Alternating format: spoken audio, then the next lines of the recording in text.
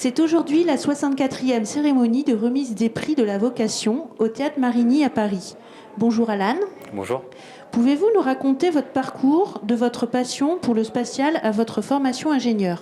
Alors ma rencontre avec le spatial, elle s'est faite à l'école primaire. En fait, on avait fait une sortie où on était parti regarder les étoiles. Et depuis ce jour, je me suis dit, il faut que j'en fasse mon métier, il faut que j'essaye d'intégrer le domaine de l'aérospatial.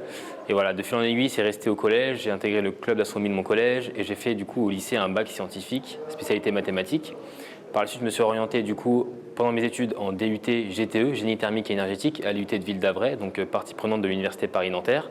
Et à la suite de ça, donc, j'ai tenté les concours pour les écoles d'ingénieurs, en l'occurrence mon parcours que j'ai fait à l'ANSMA et au CNAM, en alternance chez Ariane Group. Et voilà, c'est ma vocation qui est restée et qui m'a permis d'intégrer cette école d'ingénieur.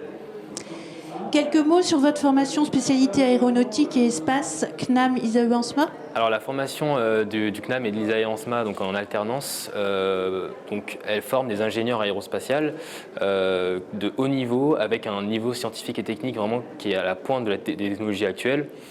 Voilà, on a pu avoir des cours qui sont assez théoriques mais aussi pratiques. Voilà, avoir l'approche théorique et pratique de ce qu'on apprend, c'est toujours important. Et c'est une période que j'ai beaucoup appréciée, avec des rencontres aussi qui ont été très importantes pour moi, des grandes entreprises, un réseau qui a été créé et des professeurs de grande qualité qui m'ont enseigné vraiment leur passion de la meilleure des manières. Et la NASA dans tout ça ? Comment est-ce arrivé et quels sont vos projets ? Alors à la suite de mon stage à l'étranger que j'ai fait à UF, University of Florida, en Floride, j'ai voulu tenter d'intégrer la NASA et de poursuivre mon rêve jusqu'au bout. Donc j'ai contacté une chercheuse que j'admirais depuis quand même plusieurs années, qui travaillait donc sur des domaines qui sont liés à ce que je faisais chez Ariane Group et aussi ce que j'ai fait à l'école. Et donc cette chercheuse a répondu favorablement à ma demande et m'a permis d'entrer dans une sélection. Voilà, j'ai passé des entretiens et j'ai pu être ensuite sélectionné à la NASA. Donc aujourd'hui, vous allez recevoir le prix de la vocation. Comment vivez-vous cette aventure ?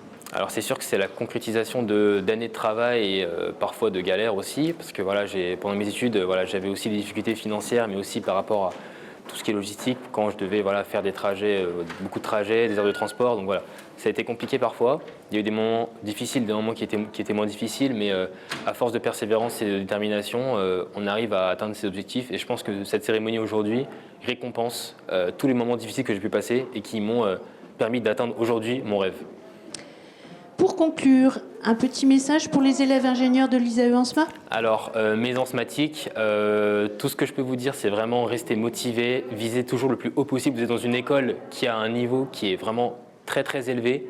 Vous n'avez rien à envier aux autres et vous êtes vraiment, vous avez tous le niveau, vous pouvez tous y arriver. Il faut juste vous donner les moyens d'y aller. Voilà, donnez-vous les moyens, ne vous mettez pas de barrières, pas de limites et allez jusqu'au bout de vos rêves. Merci. Merci, merci.